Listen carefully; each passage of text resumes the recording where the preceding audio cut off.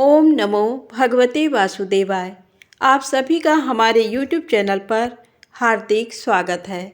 फाल्गुन मास महात्म कथा अध्याय 19 में आज सुने आगे की कथा।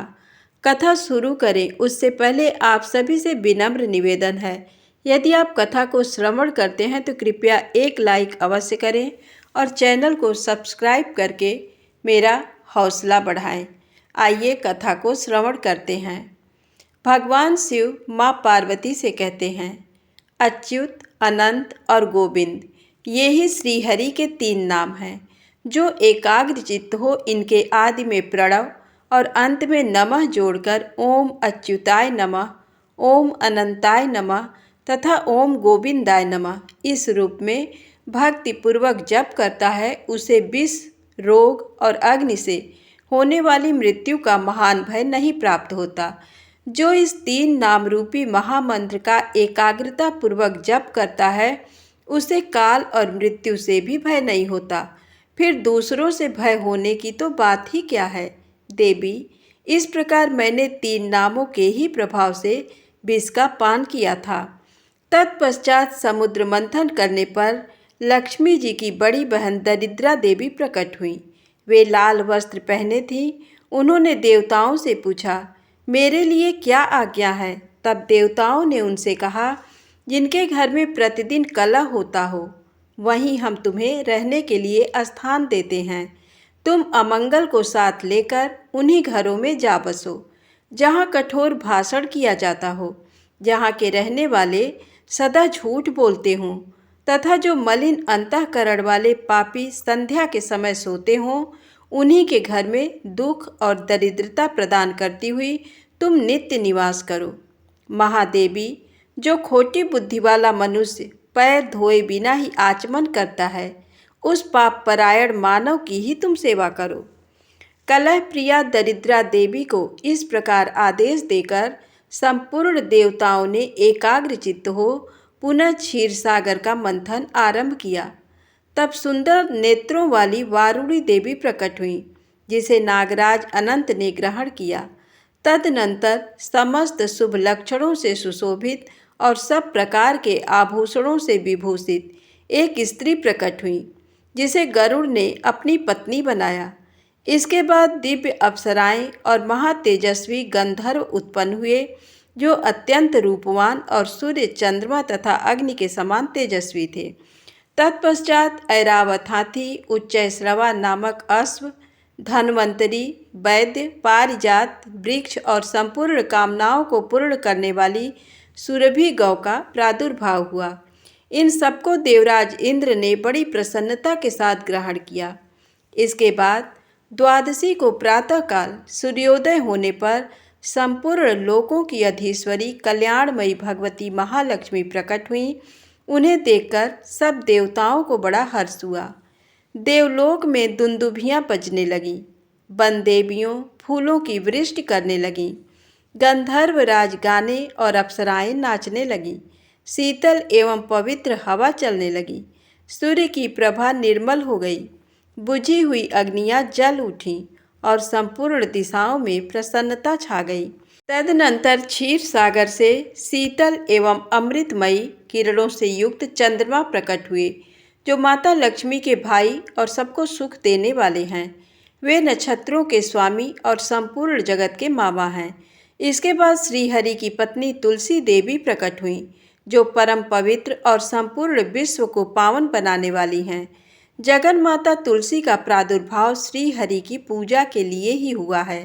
तत्पश्चात सब देवता प्रसन्न चित्त होकर मंदराचल पर्वत को यथास्थान रखाए और सफल मनोरथ हो माता लक्ष्मी के पास जा सहस्र नाम से स्तुति करके श्री सूक्त का जप करने लगे। तब भगवती लक्ष्मी ने प्रसन्न होकर संपूर्ण देवताओं से कहा, देववरों, तुम्हारा कल्याण हो।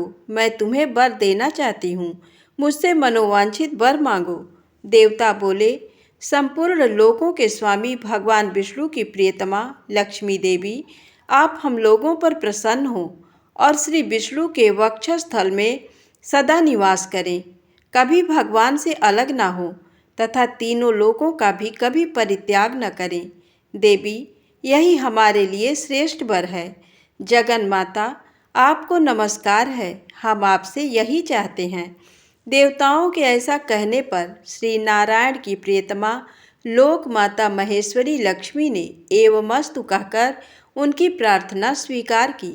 तदनंतर क्षीर सागर पर भगवान नारायण और ब्रह्मा जी भी प्रकट हुए।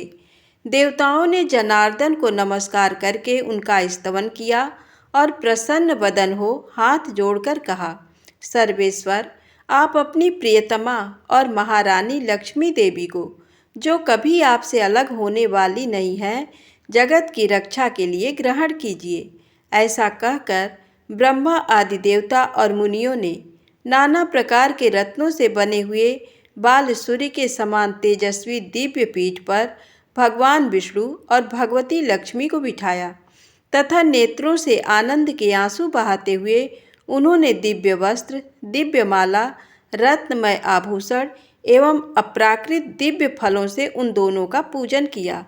क्षीर सागर से जो कोमल दलों वाली तुलसी देवी प्रकट हुई थी, उनके द्वारा उन्होंने लक्ष्मी जी के युगल चरणों का अर्चन किया। फिर 3 बार प्रदक्षिणा और बारंबार नमस्कार करके दिव्य स्तोत्रों से स्तुति की। इससे सर्व देवेश्वर भगवान श्री हरि ने लक्ष्मी सहित प्रसन्न होकर देवताओं को मनोवांछित वरदान दिया। तब से देवता और मनुष्य आदि प्राणी बहुत प्रसन्न रहने लगे। उनके यहाँ धन धान्य की प्रचुर वृद्धि हुई और वे निरोग होकर अत्यंत सुख का अनुभव करने लगे। इसके बाद लक्ष्मी सहित भगवान विष्णु ने प्रसन्न होकर संपूर्ण लोकों के हित के लिए समस्त महामुनियों और देवताओं से कहा, मुनियों और महाबली देवताओं, तुम सब लोग सुनो। एकादशी तिथि परम पुण्यमयी है। वह सब उपद्रवों को शांत करने वाली है।